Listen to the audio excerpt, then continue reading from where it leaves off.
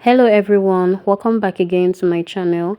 In this tutorial we'll be showing you how I made these jumpsuits. This is not just any kind of jumpsuit, it's a very simple yet corporate jumpsuits.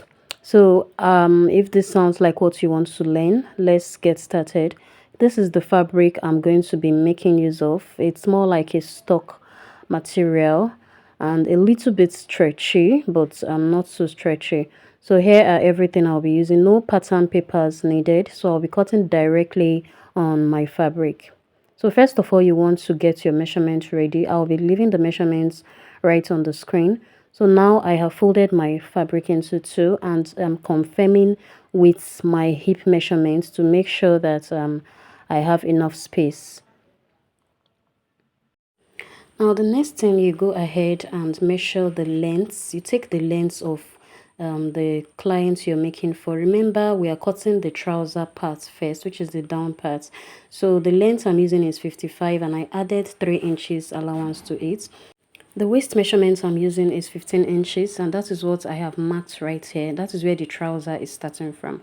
Now the next thing is to go ahead and determine your crotch line. Now to get your crotch, you have to divide the hip measurement by 4 and you add 1 inch allowance to it. So you mark it at that point and then go ahead and take the waist measurement divided by 4, which does the circumference of the waist measurement divided by 4. Add allowance to it and mark it there. Go to the next line, which is your crotch line, and that is where you're going to take your thigh measurements, which is the lap measurement divided by 2. And then the next line is to take your knee measurement, also divided by 2. Now you want to determine the length of the knee first of all, so that you would know where the circumference would be. So this is what I have just done right here. Now the last part is the boots area. That's the down part of the trouser. Divide by 2 and you also mark there. Now you go ahead, you either use your free hand or you want to use your curve driller to get your crotch curve. All right, your crotch curve is just like your armhole curve. So from the waistline you curve it all the way to the crotch point, and from there you connect to the knee measurements. I mean from the lap measurements you connect to the knee and also to the down part.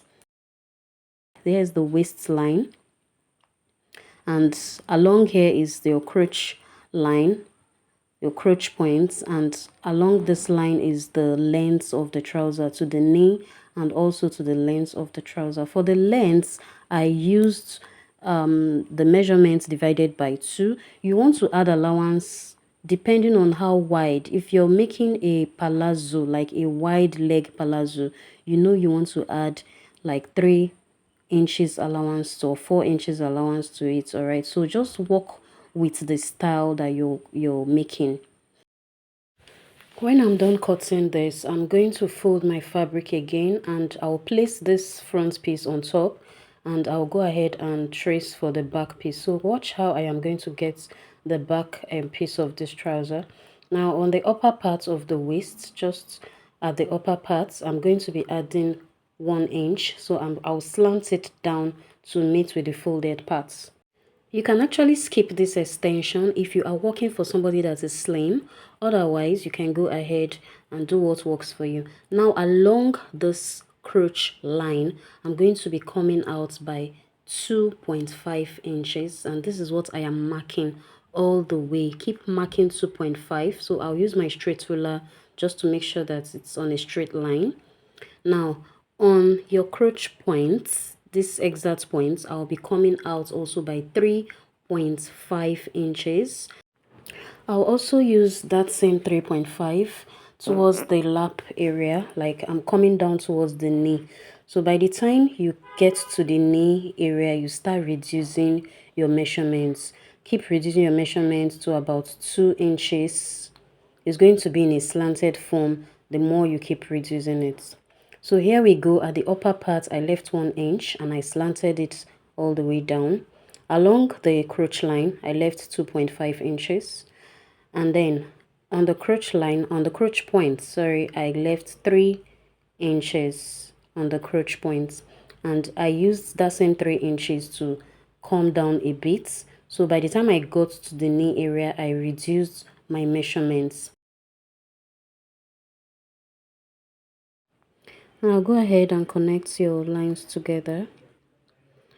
Now the next thing I am doing now is to confirm if the both crotch points are meeting. So this is just a confirmation to make sure that both the front and the back piece crotch, they are together. So guys, if at this point yours is not matching up together, you have to adjust and you have to trim from the back, so to make sure that both of them are on the same curve. So this is the back and the front. I'll just go ahead and open up the side of these pieces. For the pocket measurements, I'm using 2 inches by 7 inches. That's the standard actually for side pockets of a trouser.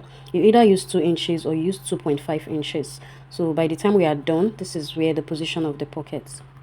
So we are done cutting the down part. So for the upper parts, I already cut my princess darts off camera. I have a video, a detailed video on how to cut a princess dart bustier, and that is what I have done here. I really don't want this video to be too long, okay? So I've gone ahead to do the cutting, and you can see this is the round neckline, the senator opening I gave, and this is the side for the princess darts. Guys, you can also decide to cut irregular basic bodies for the up. You can do anything, whatever for the up. It's not necessary that it must be princess that, so just do whatever you want to do for the upper part. And for the back is also your regular way of cutting a back piece. The half length, remember, is 15 inches, so you're going to be using 16 inches, which is half for the upper part, half for the down part. And this is your armhole and also the neckline. And for the neck depth, I'm making use of 9 inches since it's a deep round neck. Next, I also went ahead to cut the lining piece for the front. Since I am making use of a stretchy fabric, I decided to use the same material as the lining. So now that we are done cutting both the down trouser and the upper part, let's go ahead and start joining them together. Now you want to take this to your machine. This is the front trouser piece. Now you're going to sew from this very beginning to get to the crotch points.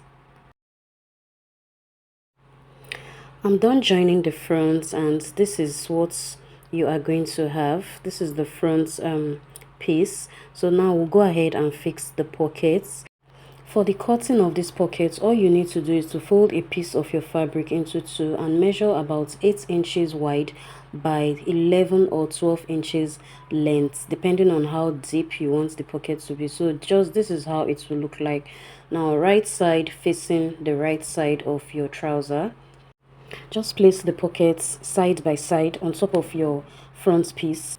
Now take this to your machine and you want to sew on this slanted line from the 2 inches by 7 inches allowance you left.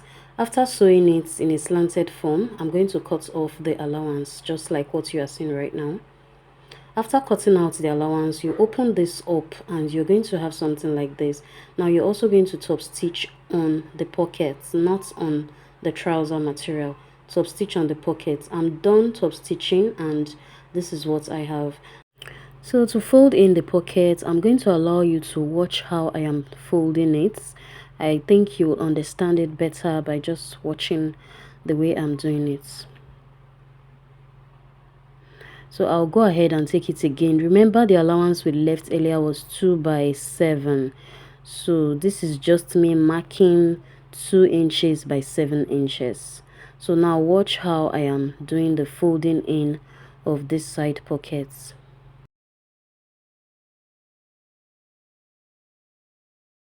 So the whole idea is to make sure that the upper part is meeting with the 2 inches at the top, and then the down parts, or like the end of the pocket, is meeting with the 7 inch at the, you know, the down along the down parts. I don't know how to explain this, but I'm sure you understand what I'm trying to get. Okay, that way you have succeeded in forming your pocket. So do the same thing for the other side.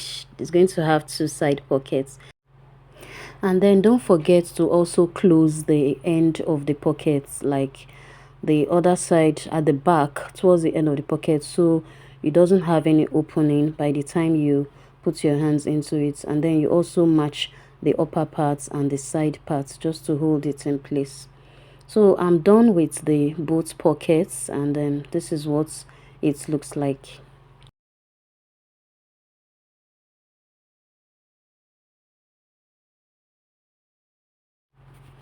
Now the next thing is to prepare the upper part of this jumpsuit. So I'll go ahead and join my princess dart.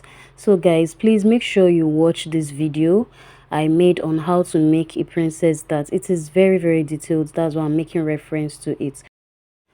But for now, I'll just take this to the machine and I'm going to be sewing from the down all the way to the up. So that is how I'll be joining this princess dart. So I'll also join it to the lining parts. The front has a lining, but the back I didn't attach a lining to it. I only made a facing. So I'll be using the facing to turn both the neckline and also the armhole. And if you're going to be putting a dart for your own, this is how you take your dart. From the zipper allowance, you measure 4 inches, and then the depth is going to be around 4 or 5 inches. Okay, so you go ahead and sew your darts inward using 1/2 inch to join it. I'm not going to be putting it darts. I'm not really a lover of that, so but if you're going to be doing that, go ahead and do it. So I'm done with the upper parts. I have joined my princess darts and turned it over with the lining. So this is what it looks like. At this point, you want to iron it very well. Join the front and the back together like so. I'm using a pin to secure it together. And then for the back, I closed the zipper allowance just for now. I'll be opening it up later, but that is after we are done closing it up. So now take it to your machine and close up the shoulders. Join the shoulder together. Use the exact measurements to close up the both sides. And then after that, we're going to be opening the zipper allowance. Now I am done closing it up. I used the exact allowance for the closing, and then I've opened up the zipper allowance. So you're going to have both back and fronts like so. All right, so the next thing, I will join this together and get the middle parts, making sure that the sides are equal and also the zipper allowance is equal. So I have notched the middle of this, and I'm also going ahead to notch the zipper allowance. Now this is the trouser parts. We are going to complete what we started. Remember, we've joined the fronts together, so now this is the back. Go ahead and join this one side of the back to one side of the front, and then take the other parts and join it accordingly. You know how you want to join your trouser, like you want to make a normal pants trouser. So that is how you join it. Join it all the way to the down parts of the trouser using the waist measurements and also the hip measurements to close it up. So after joining it, you find out that this is what you're going to have. Like, you're going to have a spread out like this of both the front two piece and the back two piece together. So I'll just give it a very good press.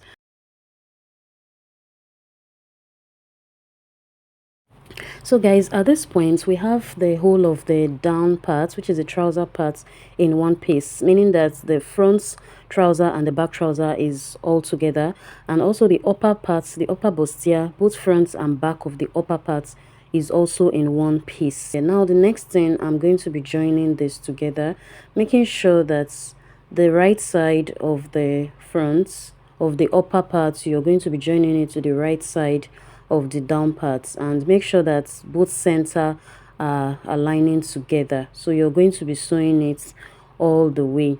Now I have a little bit of allowance at the trouser area, okay, because I thought I was going to be adding a dart to the trouser part. That was why I left the allowance, but I'm not going to be doing that anymore. So just in case you want to attach a dart to your trouser also, which is very okay and corporate like, so you can go ahead and do that.